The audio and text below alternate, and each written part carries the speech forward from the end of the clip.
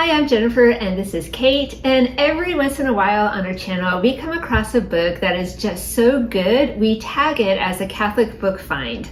So today we're excited to share one of those with you, and it is The Family That Overtook Christ, which is the story of Saint Bernard of Clairvaux and his family, written by Father Raymond. So this one was first published in 1942, so it's definitely a vintage book, but it's a classic and it's just so good. It is a page turner.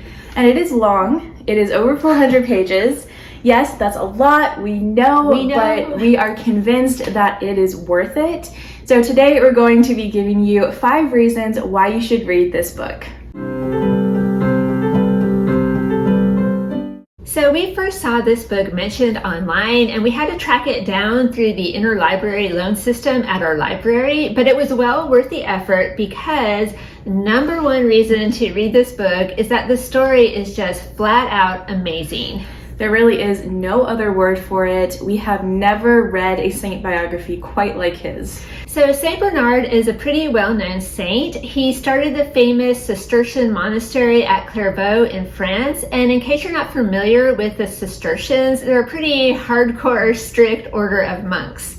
So he's known for his powerful preaching, for his miracles, for spreading the Cistercians throughout Europe, and he's also credited with writing the beautiful Memorare prayer. But that's not all. It turns out that not only is he a saint, but he comes from an entire family of saints.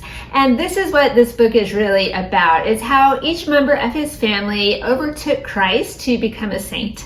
So his father is a venerable, his mother is a blessed, and all 6 of his siblings are blesseds as well. So that is astonishing. How does something like that even happen? And that leads us to the second reason you should read this book, and that is because it clearly demonstrates the power of one person leading a holy and virtuous life.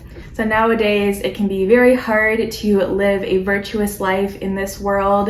You can feel like everything is against you. So this book will inspire you to keep going and keep trying. Bernard inspired all of his brothers and his father to give up everything they had, which was a lot because they were quite wealthy, and to become monks. And not only that, but he also persuaded 30 other noblemen in the area to come and live with them at the monastery. He also inspired his sister to join the convent. And in case you're wondering, no, this did not all happen because his family was super holy and devout already. They were not. Bernard had a lot of convincing to do, and all the behind the scenes details of that are very interesting. One part that we really enjoyed was when, he went off with all of his brothers to found the monastery, and his father was just left at home alone. His wife had died. And so he told Bernard, you know what, I would really like to come and join the monastery too, but I'm so old, I don't think I could keep up with all the heavy labor that the monks have to do every day. So Bernard just looked at him and said, well, can't you even just pray? Now, if you can pray, come on. So the third reason to read this book is that it is very wonderfully written. Father Raymond has a good sense of humor, and he also used a lot of primary sources like letters and sermons from Saint Bernard and his family as the inspiration for the dialogue in his book. So while this technically is a work of historical fiction, there's really not a whole lot of fiction in this book. It was very well researched, and in the introduction, Father Raymond tells the story of how he even came to write this book in the first place, which is actually pretty funny. It was Father Raymond's sister, who was also a religious, who asked him to write this book in the first place. But we're just going to leave that there. We don't want to give anything away. But as soon as we read that part in the book, we knew right away that we were going to like it, and we were in for the 400 pages right then. So reason number 4 is that there are a lot of great messages in this book. And one that really resonated with us is the message to be yourself. So to be a saint, you don't have to go and copy what the other saints have done. You just need to do what God needs you to do and to follow his will for your life. So Bernard's whole family became saints, not just by becoming little mini Bernards and copying everything that he did, but by using the talents that God gave each one. You can still be you and become a saint if you stay tuned in to what God is doing in your life and then trying to follow his will and do it as best you can. And we also loved the message that vocations begin at home.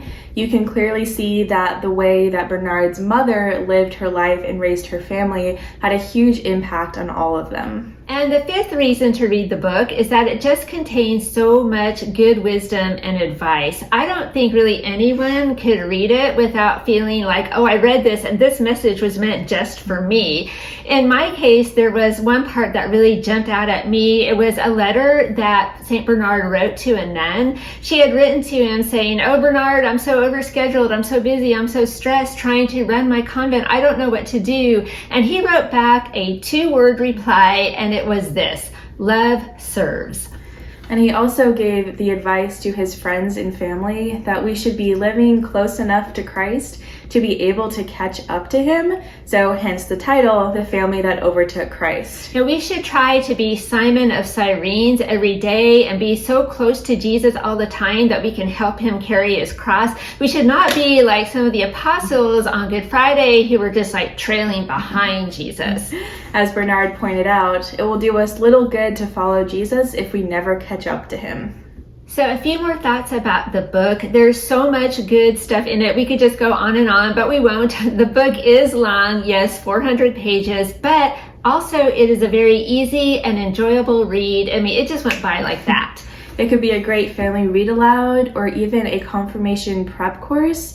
Just read this book and you'll get a pretty good idea of what being a disciple of Christ really means. The book clearly shows that as a disciple, you will experience hardships and challenges, but at the same time, you'll also experience great love and perhaps, like Bernard's family, great miracles. But as the book also demonstrates, it's not always going to be peace on earth.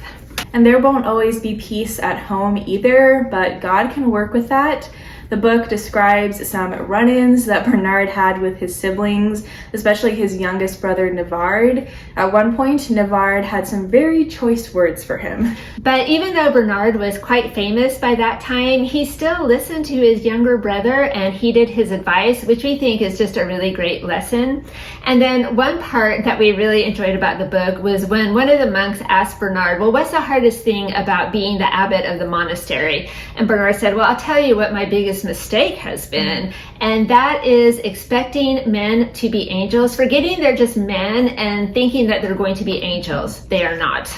He goes on to say that men definitely aren't angels and that some men aren't even men, they are more like babies.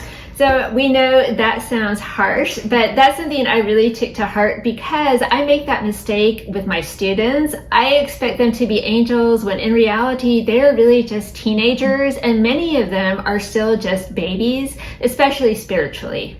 So The Family That Overtook Christ is a wonderful book find, a classic, and we hope we've inspired you to read it. And if you read it and like it, there is good news for you because Father Raymond also wrote several other books, which we are definitely planning to track down now. So let us know in the comments if you've read this book or if you've read any of his other works. So we hope you enjoyed the video today. Thank you so much for watching, and we'll see you next time. Bye.